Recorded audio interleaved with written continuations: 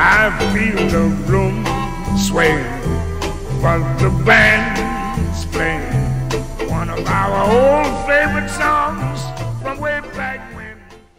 Hey guys, it's Sarah from Simply Real Health. Welcome to your very first episode of Simply Real Health in the Kitchen. Today we're going to talk about something so important if you want to learn how to become a healthier eater and a healthier cook and a healthier shopper at the store. This is also something that can save you money, so pay attention. Today we're going to talk about how to make soup. So soup is one of those things and one of those skills that you really want to have just in the bag and know how to do, because you can turn almost any ingredients, whether you have leftovers or just stuff sitting in your pantry, and turn it into a full-blown meal.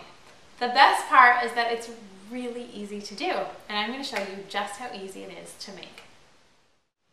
Okay, so for today's episode, we're going to make a soup that is so easy you're not even going to believe it. It's a spicy pumpkin soup, and the only ingredients in it are an onion, always the onion when you make soup, a can of organic pumpkin. You may of course use regular pumpkin if you would like to roast it and take out the seeds and do it yourself. That is great, but most of us don't have time to do that, so this is a little shortcut that you can do. The ingredients here are just certified organic pumpkin, so it's pretty clean and a much better route to go if you really don't have the time. And the last ingredient would be some coconut milk, or if you don't do coconut, or if you don't like the taste of coconut, I'm also going to experiment today with some cashew cream. So all that means is I just took some cashews, it was just half a cup of cashews, and I put like a 1/3 cup of water in the blender, blended it up, and you can see right here it kind of makes this like creamy little substance that's pretty sweet. So that's another good option for you too. Kind of brings some sweetness and thickness to the soup. So just a little bit of cashew cream, just cashews and water in a blender. Okay. All right. Now, the first step of making any soup always starts with the onion. And all you want to do is put some olive oil in your pan. We're going to turn the stove on. That would be a good thing to do first. Put a little bit of olive oil. And we're going to wait till it actually heats up just a little bit. But the first step in any soup is you want to build a base of flavor. So doing that with an onion is great. Sometimes garlic is added too, but all you really need is an onion. So I have my onion here, nice and chopped. We're just going to throw it right in the pan.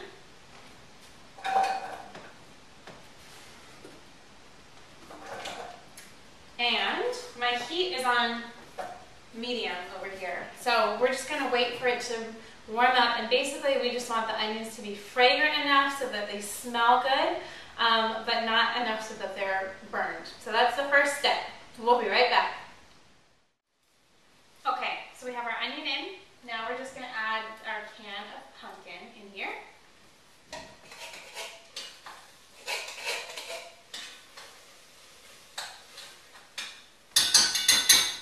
And just turn the heat down a little bit. You don't want things to burn, but you want enough surface area on the pan so that all the pumpkin can get warmed up a little bit and melt and not stay in the shape of the can. We don't want that. So just the pumpkin and the onion in there. And the next step of what we're going to do is just add the pumpkin and onion into this little cashew cream. If cashew cream sounds a little bit too weird to you, you can always use coconut milk. Make sure you do the organic and full-fat version of coconut milk. It's really important. We're only going to use about half of the can.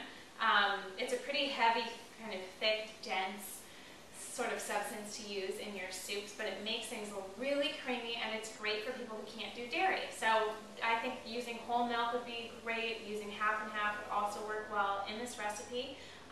But for these purposes, more people can actually do coconut safely than some other things. So depending who's in your family or who you're serving, those are all options. So today I'm going to try the cashew milk that I made earlier, but you can also use some coconut milk. So just be half a can, and if you're ever wondering what to do with the rest of that can, you can always freeze it in little ice cube trays in your freezer. Since you're not adding any water, it's not going to dilute it, but you can freeze it in those trays and then use it for any other recipe, any other soup down the road. So there's a little tip for you. Okay, now for the hardest part. Seriously, this is the hardest part of the whole recipe.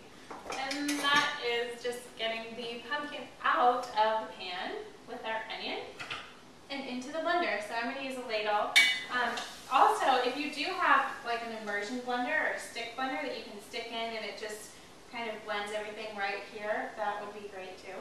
But mine's in the closet, so we're just gonna have to deal with this today. So putting it in here, and if you notice, I haven't added any water yet. So we're gonna add water, and the water amount depends on two things. One, your blender, how strong it is. And the second thing is how you like your soup. So some people like their soup more liquidy, and some people like it more as a stew. So it's totally up to you, whatever you prefer. And we're just going to let the steam kind of escape, because otherwise the top can get stuck on the butter. And I'm going to get some water.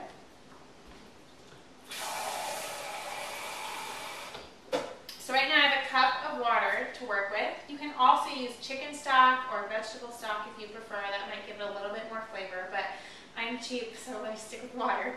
So we're going to pour the water in on top. And remember, the coconut or cashew cream is in here, or your coconut milk is in here as well. So we're just going to pour a little bit, because you can always pour more, but you can never take it out. So we're going to put the blender on, plug your ears.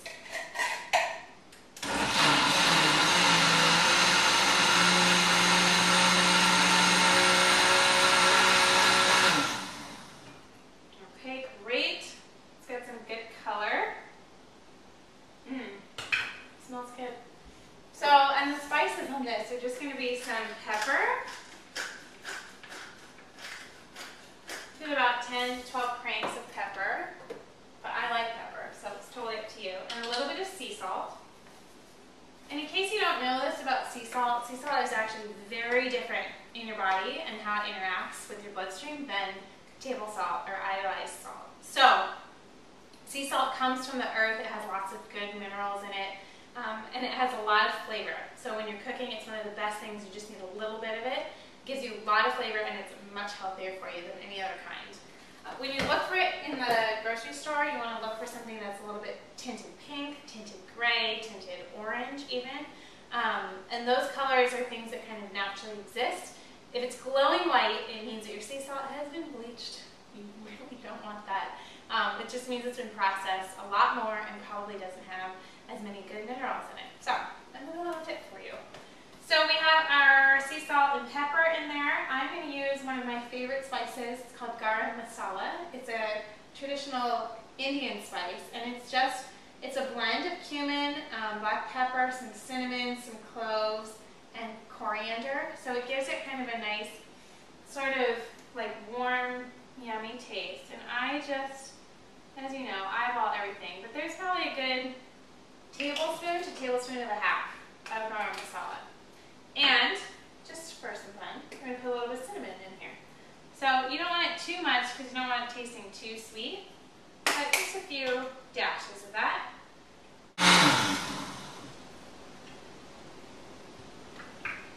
Okay, so here we go. We got some spiced pumpkin soup. Easy as 1, 2, 3, literally. There's 3 ingredients, and I think probably less than 5 minutes from start to finish. So now you can never say you can't make soup again. This is a great thing for an appetizer, even for Thanksgiving, as you think about fall and into winter.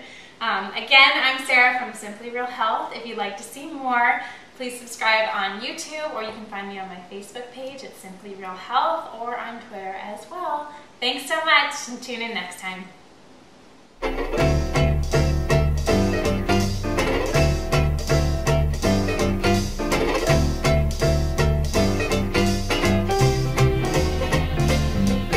Hello, Dolly, this is Louis. Dolly, it's so nice to have you back where you belong.